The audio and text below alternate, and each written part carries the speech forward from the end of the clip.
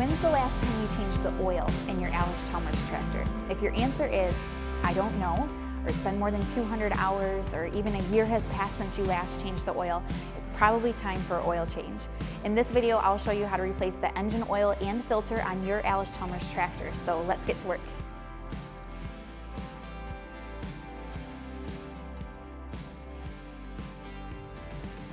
So the first step is to remove your old oil. You do that by looking for a drain plug in the bottom of your engine, in the bottom of the oil pan, and then you can use a wrench. Mine takes an 1/8" wrench, and it should be tight like that, how I had it, and then you can just loosen it up. And I'm gonna pull it the rest of the way by hand here if I can. And we'll let this drip out until all of the engine oil is removed from the tractor. I have a pretty big pan underneath, so it's sizable to catch all the oil that's going to come out, and you should do the same. And it's also a good idea to wear gloves when you do this step too.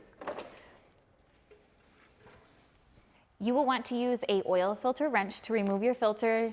This is one style of oil filter wrench, this is another style. Both will work. Whatever you have, you can use. So I like this style, that's what I'm going to use. You just slide this around the oil filter and then you spin it off. It should be pretty tight like that once you get started, and then you probably can take it off the rest of the way by hand. I do still have my pan underneath just in case any excess oil drips off. It shouldn't be too bad because it drains down, but just in case.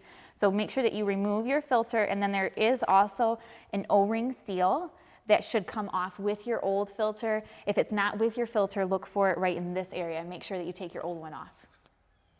In my hands, I have two different styles of new filters. You can see the difference in them.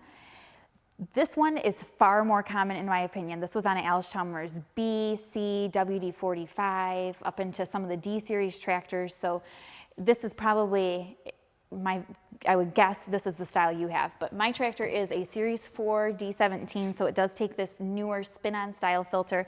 And so that's what I'm going to put on.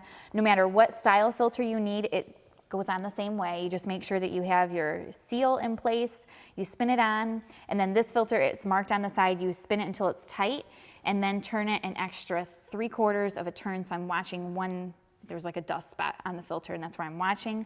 That's about the 3/4 turn.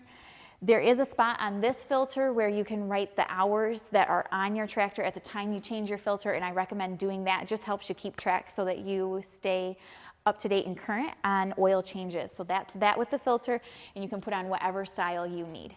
Oil fill is right here at the top of the engine, so you'll use a funnel. I am choosing to put 1540 engine oil in my tractor. So here you can read this label's a little bit marked up, but it's 15W-40 is what you're looking for.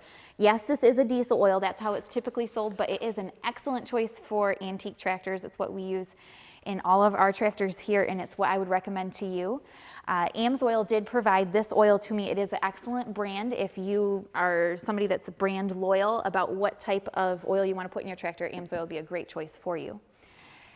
This tractor takes 6 quarts, but the capacity on your engine could be different. So just consult your manual, and your manual will tell you how much engine oil you need to put back into your tractor. Once you've filled it up, there is a dipstick in the engine, so go ahead and look for that. And then before you pour it, make sure that you do put your plug back in the bottom of the oil pan so it doesn't just flow right through. I put my plug in, so I'm ready to fill it up with some oil.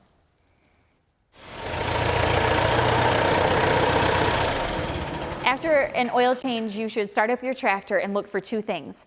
First, make sure that there's no leaks underneath the filter, and the second is to make sure that you have a good amount of oil pressure on the gauge.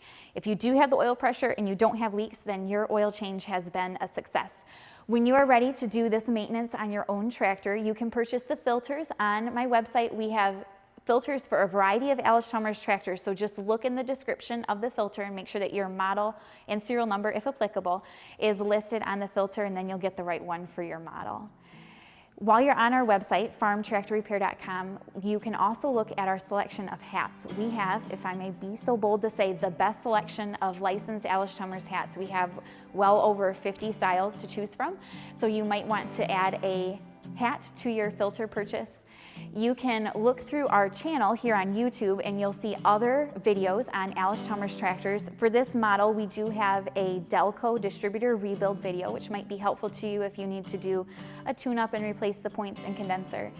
You can also subscribe to our channel here on YouTube. There's a red subscribe button, and that will give you a notification when we release a new video. We'll see you next time.